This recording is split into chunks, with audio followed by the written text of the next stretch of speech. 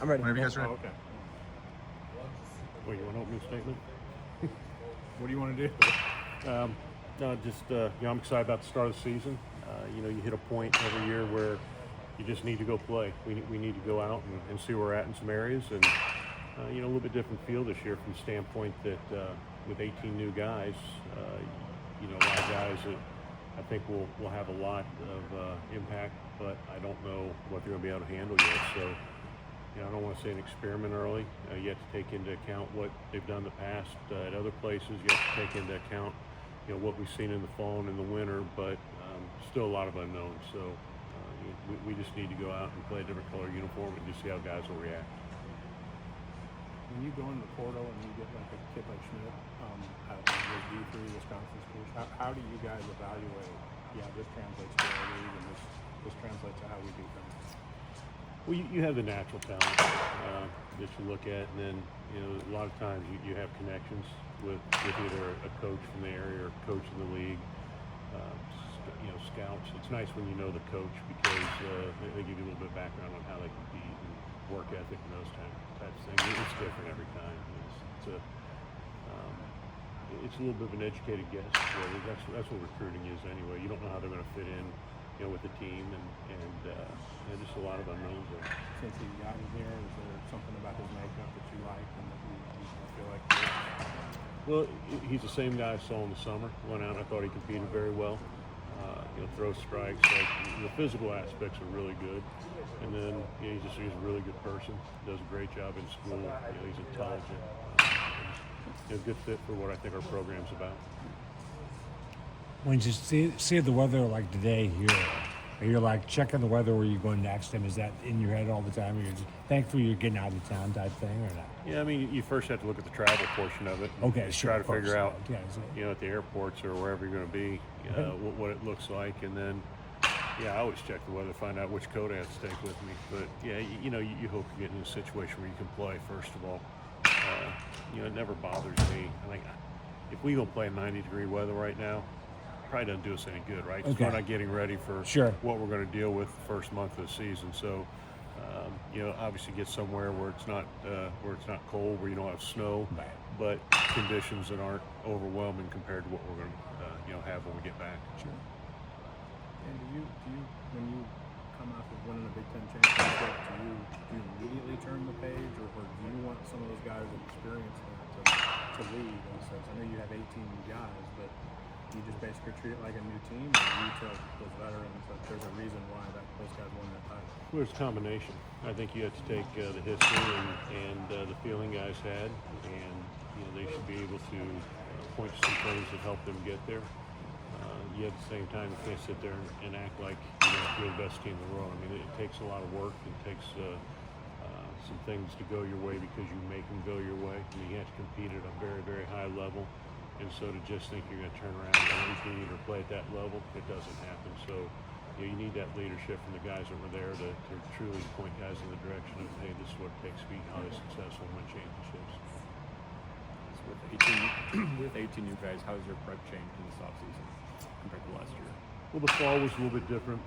In the past few years, the fall's been just, you just kind of, I would say, reviewed more than anything. This fall, I thought, at times we were thinking our way through things and not competing, and that's natural, right? Just learning new things, learning the team defenses, learning the system. And so when you're thinking too much, you don't perform at the highest level you can. You need to be able to react because you've done it so much. So it's been a progression this year. Get an interim pitching coach, correct? How's that working? How's it going to be? How is that going to work? Good. It's been good. You just you take the position in the situations presented, and you move forward. Resiliency. Pitchers do a good job. They've worked hard. They've prepared well. They're excited. We all just need to step up a little bit and help in that area. How's Cam Chialola? I know that he had a really fast start last year and then broke his hand, or broke his wrist, I think, and just kind of. Yeah, since the injury, I mean, he was off all summer, and then the fall's a little bit slow for him, but he did a really good job over the winter break and then coming back in. So I'm excited to get him back on the field. Where do you feel like there's maybe the most competition amongst the position players, and are roles close to being defined in pitchers? I'm going to say no on everything, again, because I don't know how guys are going to react. You know, I can sit here and say this is what I think is going to happen, but, every year the starting lineup the first day isn't starting lineup the last day, and there's a lot of reasons for it, but a lot of it is just sheer production. And so I think I have some ideas, but, we've got to see from a pitching standpoint who can handle the back end. If certain guys can't handle the back end, maybe that changes your starting rotation. Just unknowns there. We've defended very, very well in the past, and that's something that's really important to me. If you don't defend well, you don't play at championship level. And so, there's that aspect of getting the right defenders on the field where you can still score runs. So, it's not a perfect formula every year. And that's the thing's fun about this whole thing is you have new players every year, and you've got to adapt and figure out and help guys, get them in the right position and get them in the right spot in the lineup. And it'll be a challenge for all of us. I'm not asking you to put a date on it, but how long does it typically take to find that final date? I would say, usually in the first 2 or 3 weeks, I feel like I have a decent feel for where guys are and where we are with the team. Hopefully we can do that again. It usually separates itself fairly quickly. I think the thing is, we need to be in situations where we have to use guys when it matters. And I mean, it always matters, but if you're behind 10 runs, guys react different if they go in rather than when it's a one-run game. So to be in those games where there's some pressure per se, we need to get in those situations and really get guys in and see how they're going to react. Felt some good last year. One of the things that worked out so well for you was being able to get Vito out in left field and get him comfortable just so he could get in the lineup every day. Is there been a plan to maybe make him more comfortable out there or move him in a way that you can still get him in the lineup? You know what I'm saying? Yeah, I mean, day one we'll start him in left field and see where that's at. He's done a good job. I think he's a better defender this year than he was a year ago. He's worked at things, and he was coming off a knee injury. It had been a while, but still had that mental block a little bit. And so I think you'll see even a better defender this year. So looking forward to get him out there and see where he's at. Think back to when you first took over as head coach. How much different? Just think all the things that have changed. It's kind of stunning to you. Like, well, what else happened? This place. Everything. Tell me that. How does that feel to you when you look back? Yeah, times have changed dramatically. Right. The way you have to deal with players is much different. You used to be able to push them in a different manner, and you can't do that anymore. The portal and NIL and everything has made things difficult because, again, you push people at times and hold them accountable, and all of a sudden they leave your program and you really try and do things that are going to help them for a lifetime. So that's changed a lot. This building has been really, really important for our progress the last few years. We're very blessed to have this, and so that's a huge upgrade for us. We used to pull in a gravel parking lot, had a dumpster in it. That was our gateway to Illinois baseball, and now we've got this beautiful building with the Atkins name on it, so it's pretty special. Is the game itself on the field any different, or is it still the same as 20 years ago? Well, you have the analytics part of it, Correct, but yeah. you still have to move runners. You can have a team of analytic powers, Sure. and you can't win. And so baseball's still baseball. There's some things that have changed, I think, especially at the major league level, because it's more about home runs and strikeouts.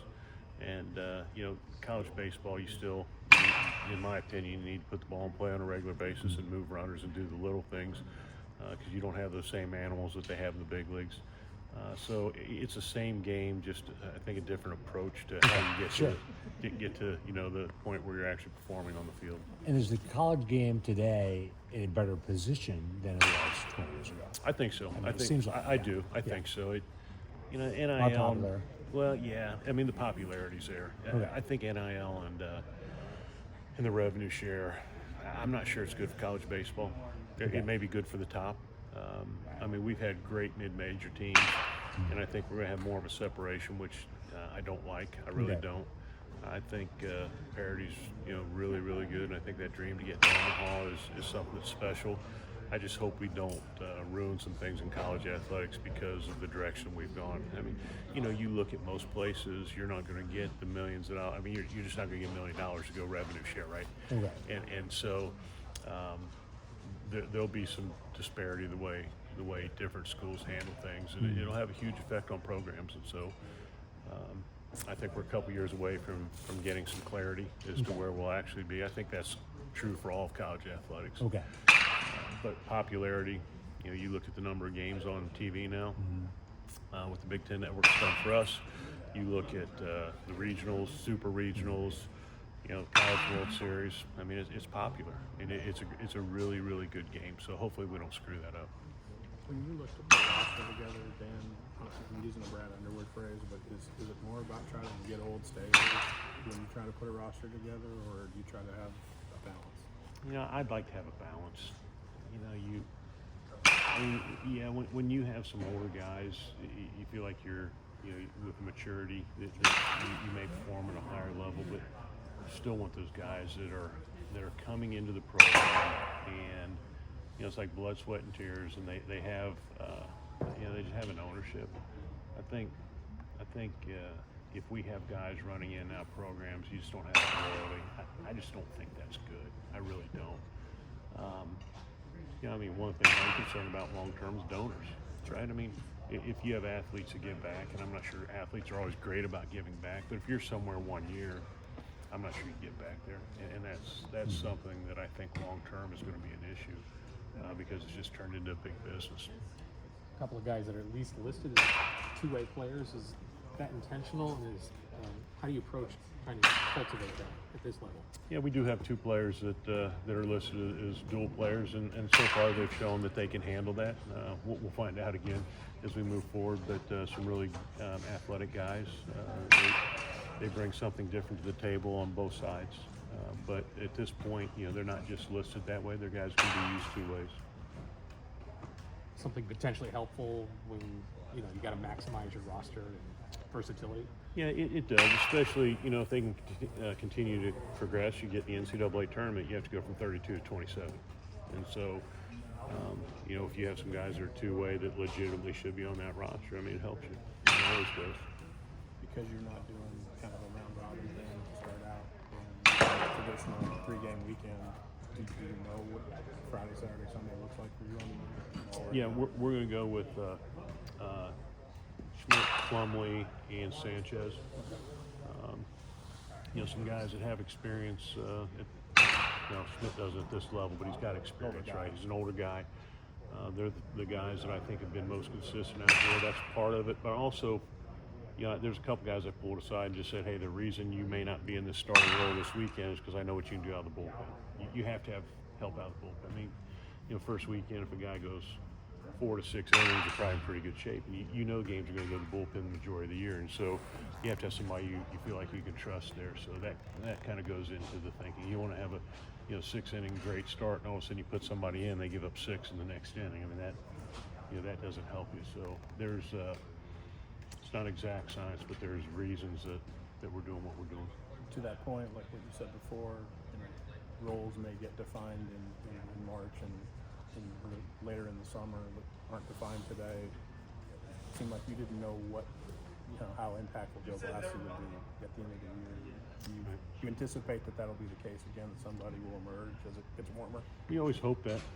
Yeah. You hope guys progress. That's the thing I've always prided ourselves. Even when Itch was here, same thing. It was like getting better every day, and so you're playing the best at the end of the year. Guys are developing. We've got to bring guys in that can develop, and so you always hope that guys learn from either mistakes or learn from successes and continue to grow. If everybody's the same today at the end of the year, we're in trouble, right? We need to be better every day, and we really need to be better at the end of the year.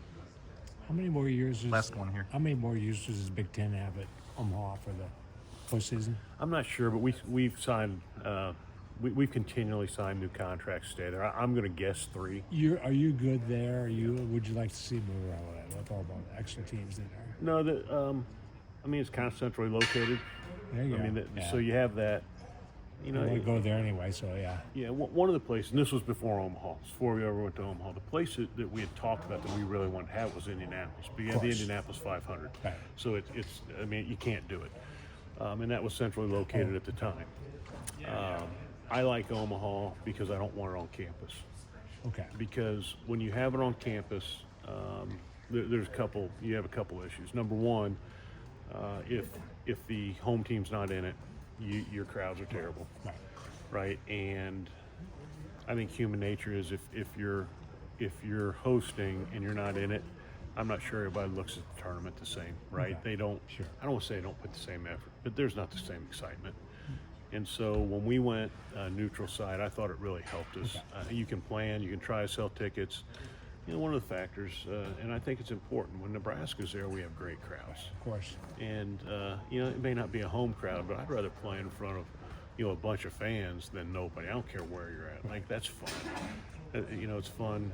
Like, I like going good places and playing good teams, and it's fun when those fans are quiet, right? You basically do things to keep them quiet, and that's fun. And so I like Omaha. I like the neutral site.